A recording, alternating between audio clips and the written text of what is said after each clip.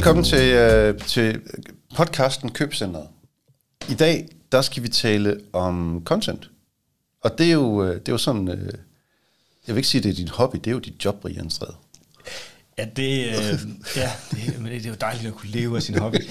Ja, lige præcis. Altså den her podcast, den handler jo lidt om, hvordan vi som virksomhed kan hjælpe kunder igennem en købsrejse. Ja. På en god måde. Så de får truffet den rigtige beslutning, og får nogle glade kunder ud af det sidste ende. Og der er jo sindssygt mange håndtag at hive i, for at lykkes med det, men et af dem i hvert fald ikke kommer udenom, synes jeg, det er jo content, fordi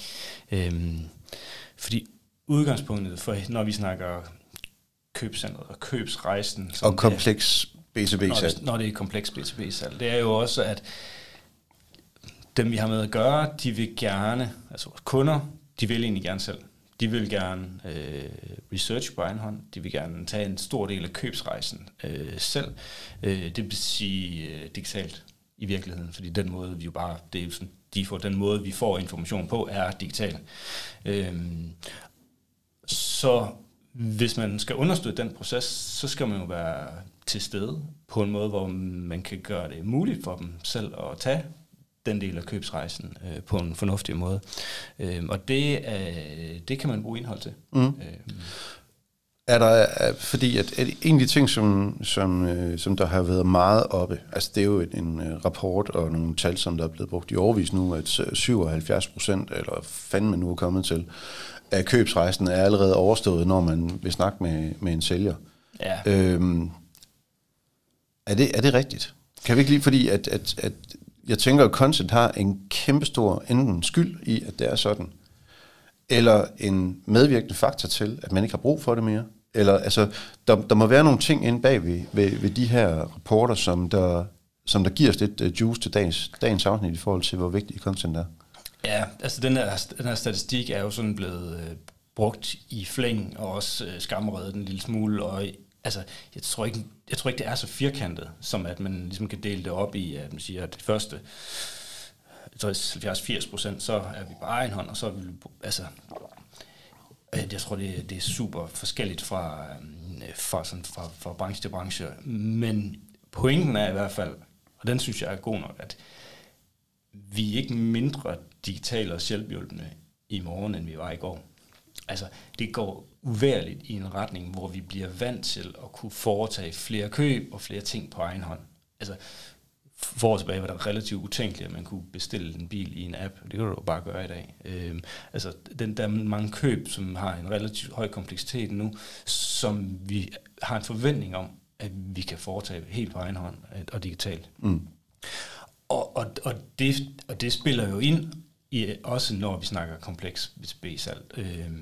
Og så det er, der er helt sikkert bund i statistikken, forstået på sådan en måde, at den peger i den rigtige retning. Om det så er 60 eller 70 eller 80%, er sådan lidt, måske virkelig også lidt ligegyldigt i den sammenhæng. Fordi der er ikke nogen tvivl om, at der er en stor del. Det viser der er også en Gartner-undersøgelse, der viser, at sådan et købcenter samlet set kun bruger, jeg tror det er 17% af deres sådan samlede tid i en salgsproces sammen med sælgere. Så bruger de en væsentlig større del på egen hånd. Researcher, så er der en stor del af kagen også, som er sammen med de andre i det købcenter, hvor de så har interne møder og gør alle mulige andre ting. Så den tid, man som sælger har ved bordet, er ikke nødvendigvis ret stor i den samlede købsproces. Så du er nødt til, hvis du også vil kunne påvirke resten af købsprocessen, skal du være til stede med noget fornuftigt indhold. Ja, fordi det var meget fint lige at trække den tilbage til det og sige, okay, men hvad er det egentlig for noget, som det her content, det skal understøtte i købscenterets rejse fra måske endda uvidende omkring en problemstilling til, at de er kvalificerede til at købe. Fordi det er jo også en ting, vi kommer til at berøre på et tidspunkt, det er kunderne i bund og grund dygtige nok til at købe ind? Ja. Men den parkerer vi lige. Så hvordan er det egentlig, at content, det skal sådan ud fra dit perspektiv understøtte kunderne? Jamen, altså den primære tommelfingerregel, som egentlig måske er lidt banal, men stadigvæk er enormt brugbar, det er jo, det skal besvare kundens spørgsmål. Altså kunden vil på vej igennem en købsproces have en hel masse forskellige spørgsmål, som de er nødt til at få svar på, for at kunne træffe en kvalificeret købsbeslutning, og det skal det her indhold give svar på. Så kan man sige, det skal også være en konkret hjælp til at overstå nogle af de her buying jobs, som er i en købsproces. Så der er noget, man skal have overblik over, hvilke muligheder har jeg. Man skal kunne veje dem op imod hinanden. Man skal kunne lave nogle beregninger på, hvad giver økonomisk mening. Der er en hel masse forskellige buying jobs. Du skal have overbevist en ledelse, hvilke argumenter skal du bruge til det, og så videre. Og det skal det her indhold være med til at understøtte de ting, som kunden, som købscentret samlet set skal igennem, for at kunne nå hen til at træffe en god købsbeslutning. Men som du siger, så er det jo heller ikke, det er jo ikke sikkert, at kunden nødvendigvis er kvalificeret til at træffe den rigtige beslutning ud, altså sådan umiddelbart. Så det skal også være med til at åbne nogle perspektiver for det, man måske ikke selv er opmærksom på. Altså det skal kunne det skal også trykke på de ømme tæer i forhold til, at man som kunde får gjort sit forarbejde rigtigt, og får overvejet de rigtige ting, som ender det rigtige sted. For der kan sagtens være, når du er ude og skulle indkøbe noget, der både er dyrt og komplekst, og du øvrigt ikke er ekspert i. Der er alle muligheder for at lave fejl. Der er rigtig mange muligheder for at træffe forkerte beslutninger. Og ting, som man ikke er opmærksom på, er vigtige. Og det kan det også være med til, at man ligesom får åbnet perspektiver for noget, man ikke egentlig var klar over, at man var nødt til at forholde sig til. Jeg har jo i min egen lille bæk lavet sådan en HubSpot assessment, når jeg går i gang med nye kunder. Og et af spørgsmålene i det er, har nogen hos jer, i jeres organisation, succesfuldt implementeret CRM før? Fordi hvis de har det, så har de et billede af, hvordan det skal gøres rigtigt. Men hvis ingen har gjort det succesfuldt før, så står de alle sammen på ryggen af halvfærdige, smådårligt implementerede løsninger. Ja. Og det vil sige, at de ved ikke, hvordan det ser rigtigt ud. Og man kan sige tit og ofte, at det er jo naivt at gå ud og sige, at nu skal vi gøre noget, som vi aldrig nogensinde har gjort før. Altså lad nu være med at alle sammen være Pippi Langstrømpe. Ikke? Det er meget fedt. Det kan være meget sådan nogle gange, men måske ja. Hvis man skal lave en forretningskritisk implementering. Nej, det er også det, at det er jo ikke bare lige at gøre det. Altså, fordi der er også det der med, hvor svært kan det være. Jamen, det er svært. Så mange af de spørgsmål, som man faktisk ikke ved, man burde stille, er jo også noget, som man skal tage med i betragtningen.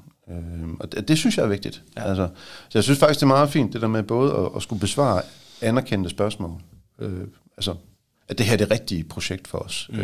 Hvordan ser det egentlig ud? Hvad koster det? Alle de der åbenlyse spørgsmål. Ja. Men der er jo også mange andre spørgsmål. Hvis vi har den her toolstack i forvejen, er der noget, der bliver overflødigt? Ja. Eller hvis du skal til at lave det her, hvad skal jeg så lave?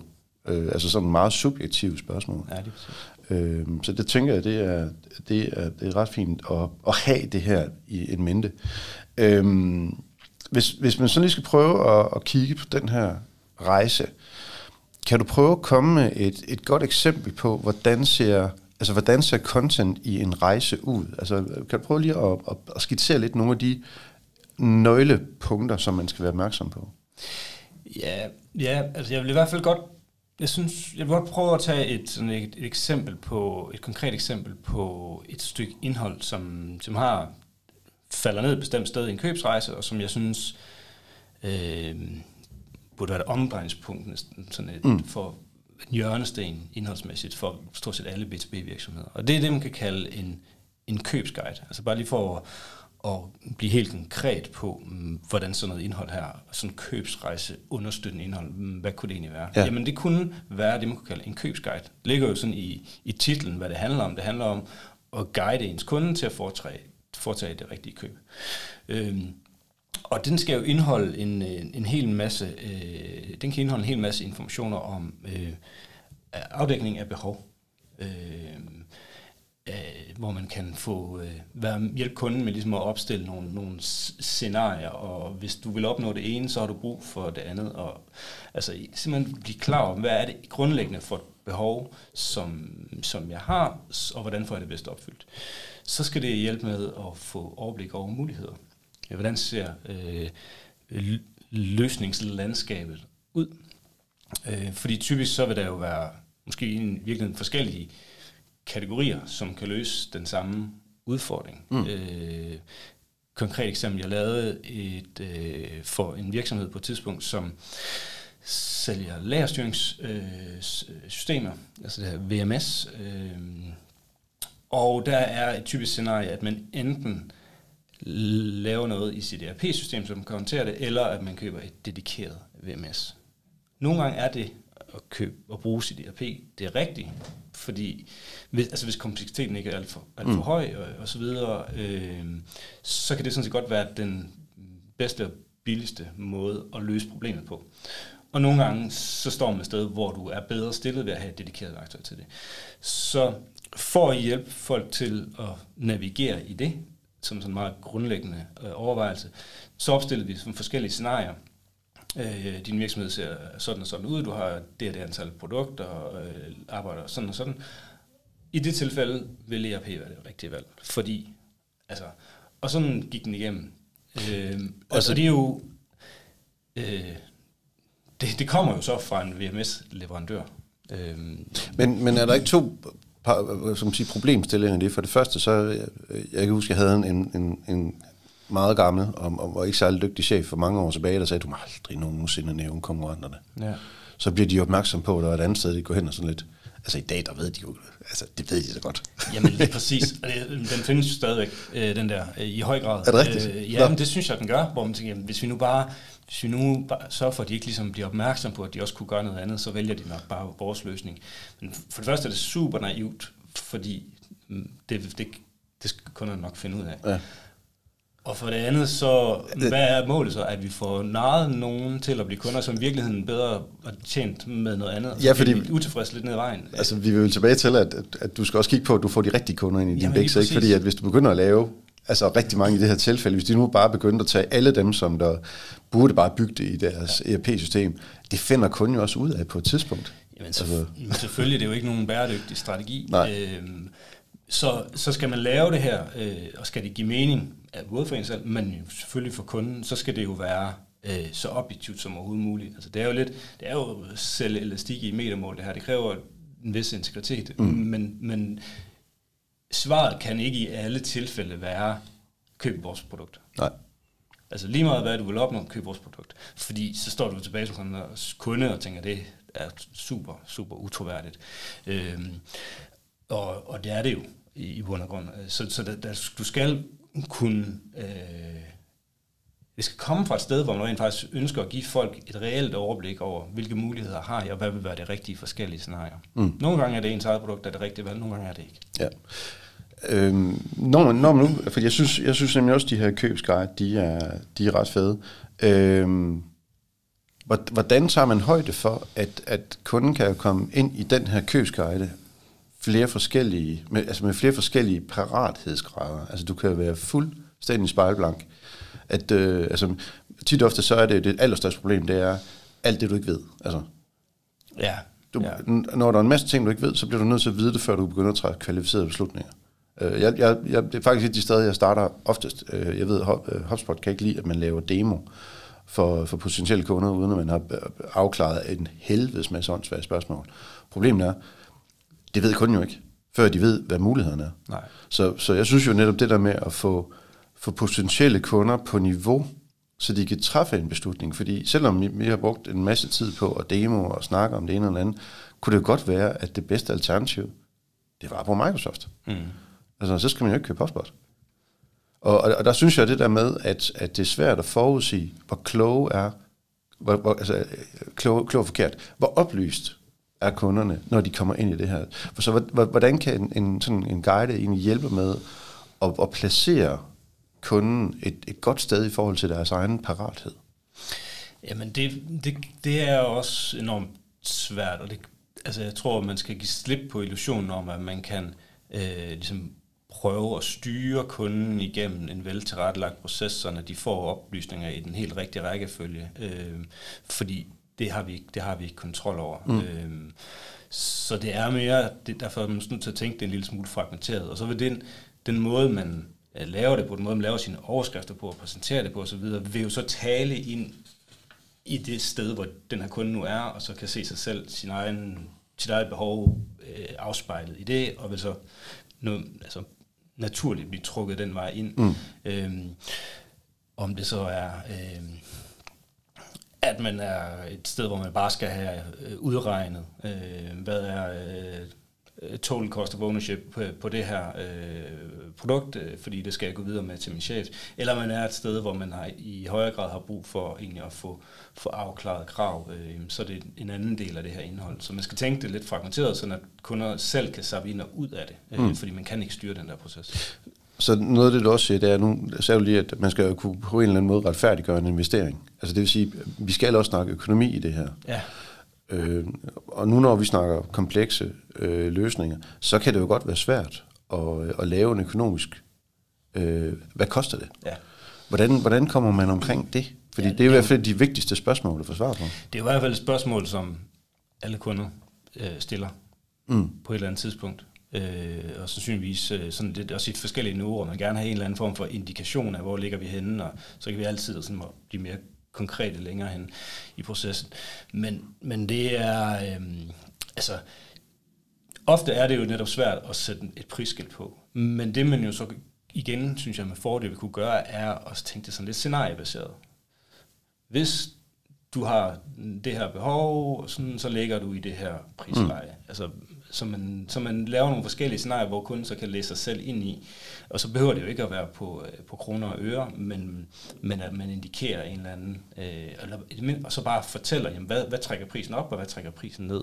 Hvad er det for nogle faktorer, der er på spil, der har indflydelse på, hvorfor prisen ser ud, som den gør? Fordi så skaber du en transparens, som skaber noget tryghed i, jamen, okay, jeg ved ikke, hvad jeg går ind til. Det vil jeg godt gå videre med. For det er jo det, man i bund og grund har brug for. Det er, jamen, jeg er nødt til at have en indikation af, hvor det ligger henne. Fordi jeg er i gang med at købe noget, som jeg ikke ved noget om. Og jeg har ingen idé om det her burde koste 15.000 eller 150.000. Fordi jeg har ikke købt det før. Men jeg er nødt til at vide noget, inden jeg bruger for meget tid på det, eller inden jeg går videre med det. Måske har jeg endda et budget med mig. Jeg ved, jamen, det er det, jeg har gjort godt med. Så hjælper det jo ikke noget, hvis det virkelig koster de 4 dobbelt. Nej. Så jeg synes i hvert fald, den med økonomien, den er sindssygt vigtig. Er der sådan kan du give sådan lidt et skelet? Altså, hvordan vil du designe det, eller er det, fordi det kommer jo også an på. Altså. Ja, det kommer an på, men jeg synes stadigvæk, der er nogle grundelementer, som du kan bruge. Og det ene handler om det her med behovsafklaring, og få afdækket. Det er sådan requirements specification nærmest, altså man finder ud af, hvad er det egentlig specifikt, jeg har brug for af features, for at kunne opnå det, jeg gerne vil. Hvis du er i gang med at købe Product Information Management software, fordi du har et ønske om blandt andet at kunne optimere din katalogproduktion, jamen så kræver det jo, så er det værktøj, du køber, integreret på den rigtige måde til de designværktøjer, du bruger. Så stiller det ønsker du har, den værdi, du gerne vil opnå, stiller nogle krav til det, du skal købe. Så den der afklaring af behov er en del af dem. Så kunne det være overblikket over løsningsmuligheder. Både som kategoriniveau, men måske også på, altså helt ned på konkurrentniveau.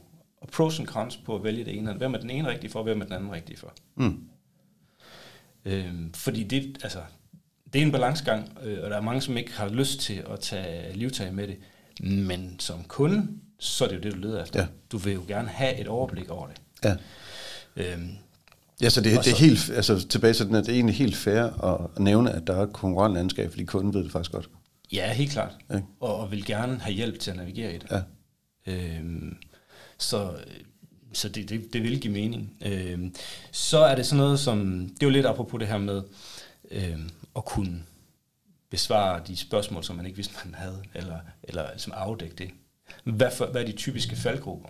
Hvad vil du typisk Hvilke fejl har vi set andre begå, når de køber den her type løsning, eller service, eller produkt, eller hvad det kunne være. Og det kunne være økonomien, business case, at man hjælper med at opstille en business case, eller udregner en ROI, eller altså laver sådan en kalkulator. Så det behøver, det her er jo ikke nødvendigvis bare tekst fra ende til anden, det kan også være værktøjer, som for eksempel sådan sammenligningsark, eller et regneark, eller en kalkulator, som kan hjælpe med at udregne noget om der er noget økonomisk ræson i at gøre det, fordi det skal du have med videre, for at kunne få en intern accept af det. Og så den sidste er sådan det mere organisatoriske. Fordi typisk, når vi snakker de her komplekse B2B-salg, så er det jo ofte også noget, som har en eller anden form for forretningsmæssig impact eller organisatorisk impact. Du er nødt til, for at lykkes med det, så er der også nogen, der skal gøre noget andet, end det de gør i dag. De skal ændre noget adfærd, de skal begynde at adoptere noget ny måde at arbejde på, et eller andet. Så hvad skal du som kunde have på plads internt, for reelt faktisk at kunne ende med at få succes med det, du lige har købt?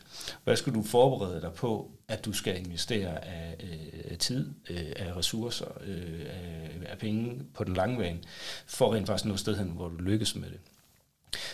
Og hvem skal du have med ombord? Altså hvem skal du sørge for at have buy-in fra, for at du kan have en vis sandsynlighed for, at du lykkes med det, du er i gang med? Så de der elementer, synes jeg, vil i næsten alle tilfælde give mening at have med i sådan en købsguide, som så kan være stykket sammen egentlig af forskellige typer content, som man så kan sætte i spil, alt efter hvilke kundebehov der nu er tale om, men samlet set, så giver det i hvert fald, så bliver det noget, som kunden rent faktisk kan bruge til at navigere i den her købsrejse. Altså nu, hvis vi nu igen tager udgangspunkt i, at vi ved, at der er jo mange stakeholders i det her, vil det være en købsguide per stakeholder, eller kan man lave noget, som der er mere holistisk for virksomheden, og sige, okay, men det er det her, de overvejelser, I skal, fordi at der vil typisk være nogen, der laver noget research, der er nogen, der skal nikke. Altså, de har ikke alle sammen den samme vægt i købsprocessen, men mange bliver berørt af den. Ja, og jeg vil tænke det som en, og det vil så typisk tale til den, som sidder der driver processen. Typisk er der jo en, som har et sådan primært ansvar for at drive den proces, og så er der nogle influenter, og der er nogen, som skal nikke til det på et tidspunkt. Men jeg vil primært se det som henvendt til den, der ligesom har den primære kasket internt hos kunden, og skal drive den her salgsproces, eller købsproces for dem. Også fordi det jo også, altså, i den ligger jo også for eksempel, kunne sagtens ligge for eksempel et internt pitch deck, eller forproduceret pitch deck til, hvornår du skal præsentere den her løsning for din ledelse. Hvad skal du så lægge vægt på, for at du rent faktisk får belyst værdien af det, du prøver på at sælge ind internt? Sådan lige afslutningsvis, hvad har du sådan haft af positiv feedback fra kunderne, når de har gennemgået det her materiale? Altså, hvilken vægtning har det haft i deres beslutningsproces? Altså de kunder, som der har touch med det her content, fordi det må jo have betydet noget for dem i forhold til at blive dygtigere. Jamen helt sikkert, fordi det handler rigtig meget om overblik, at man får en ellers uoverskuelig proces, får hjælp til ligesom at hakke den op i nogle bidder. Så det her med at kunne se overblikket og få hjælp til, hvad skal jeg lægge vægt på? Fordi man vil ofte være lidt ukendt farvand. Så det her med, at der er nogen, der hjælper en med at sige, de her ting er vigtige. Det er det her, du skal forholde dig til. Og nu har vi gjort det nemt for dig. Det synes jeg, der er helt klart en positiv feedback på. Ja. Næste gang, der kommer vi til at tale lidt om sådan en handshake mellem marketing og salg, fordi vi skal til at bevæge os længere over i salget, og hvordan det har indflydelse. Ja. Men det her, det er jo i høj grad et af de steder, når der er nogen, der har interageret med det her, at man kan begynde at kigge på, at de så egentlig faktisk ved at være salgsklar. Så det skal vi snakke om i næste afsnit. Det bliver spændende. Det bliver skide godt. Ja. Tak fordi I kiggede med. Mit navn er Jesper Toft. Og jeg hedder Brian Strede. Ha' det godt. Hej.